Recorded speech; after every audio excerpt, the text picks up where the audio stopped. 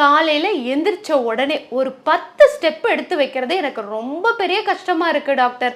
அதே போல உட்கார்ந்துட்டு எந்திரிச்சு நடக்கிறதுக்கு முடிய மாட்டேங்குது டாக்டர். குதிங்கால் ரொம்ப வலிக்குது டாக்டர் அப்படின்னு சொல்றீங்களா நீங்க?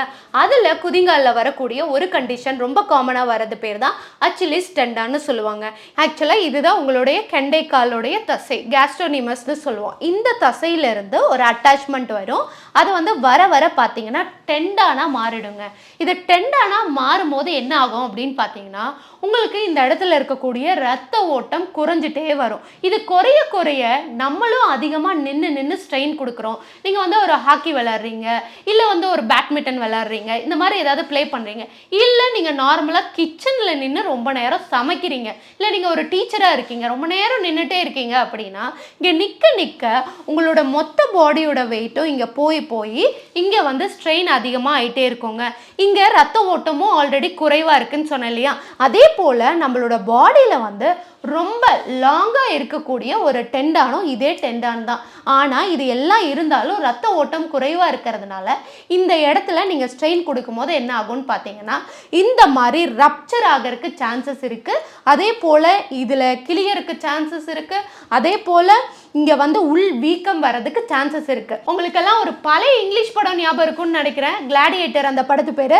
ஸோ இங்கே கட் பண்ணிட்டாங்கன்னா அவங்களால நடக்க முடியாது, நொண்டி நொண்டி தான் நடந்து வருவாங்க.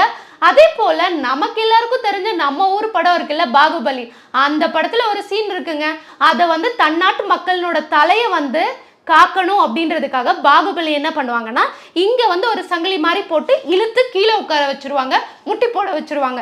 ஸோ இந்த தசை இல்லைன்னா உங்களால நேரா நடக்க கூட முடியாதுங்க. அவ்வளோ ரொம்ப முக்கியமான தசை. இதை நம்ம ஸ்ட்ரெயின் பண்றதுனால தான் நம்ம கால் எடுத்து கீழே வைக்கிறதுக்கு முடிய மாட்டேங்குது. இதுக்கான உடற்பயிற்சி என்னென்ன பண்ணணும், இதை செஞ்சதுக்கு அப்புறமும் உங்களுக்கு பெயின் இருக்கு அப்படின்னா அதுக்கு நீங்க என்னென்ன பண்ணணும் அப்படிங்கறது பார்க்கலாம் வாங்க. இந்த மாதிரி படிக்கட்டினோட நுனியில நின்னுக்கங்க. அதே போல கையை நல்லா டைட்டா ஒரு கம்பியில பிடிச்சுக்கங்க. பிடிச்சதுக்கு அப்புறமா காலை நல்லா கீழே தொங்க விடணும். நல்லா தொங்க விடுங்க. அதுக்கப்புறம் காலை நல்லா தூக்கணும். அதே போல் காலை நல்லா தொங்க விடணும். இந்த மாதிரி டெய்லியும் காலையில் எந்திரிச்சோன்னா சாயங்காலம் படுக்க போகிறதுக்கு முன்னாடி ஒரு 10 to 15 டைம்ஸ் மெதுவாக பண்ணணும். இந்த மாதிரி வீட்டில் ஒரு ரோல் மாதிரி இருக்குன்னா அதை கால் கடியில் வச்சுட்டு மெதுவாக பின்னாடி ரோல் பண்ணணுங்க. நல்லா ரோல் பண்ண இந்த இடத்துல இருக்கக்கூடிய தசை நல்லா ஸ்ட்ரெச் ஆகும். அதே போல் அதை முன்னாடியும் ரோல் பண்ணணும். இப்போ தசை சுருங்க ஆரம்பிக்கும். அந்த இடத்துல ரத்த ஓட்டம் நல்லா சூப்பராக சப்ளை ஆக ஆரம்பிக்கும். இப்போ மெதுவாக இந்த மாதிரி ஒரு பேண்டோ இல்லை துணியோ எடுத்துக்கங்க, காலில் நல்லா மாட்டிக்கங்க. இது ரெசிஸ்டன்ட் எக்ஸசைஸ் மாதிரி இன்னும் உங்களுக்கு ஸ்ட்ரென்தன் கொடுக்கும். ஸோ நல்ல காலை பின்னாடி நல்லா புஷ் பண்ணணும். அதே போல் நல்லா முன்னாடி நல்லா அழுத்தணுங்க. பின்னாடி நல்லா இழுக்கணும், முன்னாடி, அதே போல் பின்னாடி முன்னாடி. இந்த மாதிரி ஒரு 20 டைம்ஸ் டெய்லியும் காலையில் சாயங்காலம் செய்யணும்.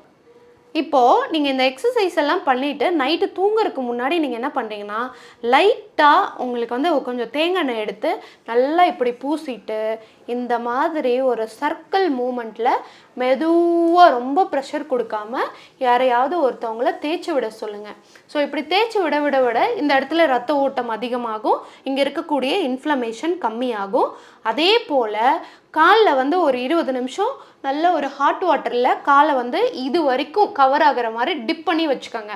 அப்போ என்ன ஆகும்னா, அந்த காலில் இருக்கக்கூடிய சூட்டுக்கும் பெயின் கொஞ்சம் பெட்டராக ஆரம்பிக்கும். நல்லா பீஸ்ஃபுல்லாக தூங்கவும் முடியும், காலையில் ரிலாக்ஸாக எந்திரிக்கவும் முடியும். இந்த குதிங்கால் வலி வர்றதுக்கு இந்த அச்சிலிஸ் டெண்டான் மட்டும் காரணம் கிடையாதுங்க. ஆக்சுவலாக கால்கேனியல் ஸ்பர் கூட ஒரு ரீசனாக இருக்கலாம். அது மட்டும் இல்லாமல் பிளான்டார் ஃபேஷியைட்டிஸ் ஒரு ரீசனாக இருக்கலாம். ஆங்கிள் ஜாயிண்டில் வரக்கூடிய நிறைய போன் க்ரோத் ஒரு ரீசனாக இருக்கலாம். ஸோ இது எதனால் வருது அப்படிங்கிறத டீட்டெயிலாக அனலைஸ் பண்ணிவிட்டு அதுக்கேற்ற மாதிரி ட்ரீட்மெண்ட் எடுத்துக்கிட்டோம்னா மட்டும்தாங்க இது சரியாகும். இல்லை அப்படின்னா இது ரெக்கவரி ஆகிறது ரொம்பவே கஷ்டம். ஏன்னா நிறைய பேஷண்ட் என்கிட்ட வரவங்க, டாக்டர் எனக்கு 2 வருஷமா 3 வருஷமா இந்த வலியில் அவஸ்தைப்படுறேன் அப்படின்னு சொல்லுவாங்க. ஸோ ஆக்சுவலாக 2 வீக்ஸில் இந்த வலி சரியாகலை அப்படின்னா அதுக்கேற்ற மாதிரி என்ன ப்ராப்ளம்ங்கிறத டீட்டெயிலாக அனலைஸ் பண்ணிவிட்டு அதுக்கேற்ற மாதிரி ட்ரீட்மெண்ட் எடுத்துக்கிட்டோம்னா கண்டிப்பாக நிச்சயமாக பெட்டர் ஆகிடுவீங்க. நம்ம ஹாஸ்பிட்டலில் naturopathy, Ayurveda, physiotherapy, functional medicine, ozone therapy இதெல்லாமே கம்பைன் பண்ணி கொடுக்கறனால பேஷண்ட்டுக்கு நல்லா பெட்டர் ரிலீஃபும் இருக்கும். ஸோ உங்களுக்கு ஏதாவது டவுட் இருக்குது, இல்லை உங்களுக்கு கன்சல்டேஷன் பண்ணணும் அப்படின்னா கீழே இருக்க நம்பரை காண்டாக்ட் பண்ணுங்கள். அடுத்த டாபிக் என்ன பேசலாம் அப்படிங்கிறத கமெண்டில் போடுங்க. தேங்க்யூ.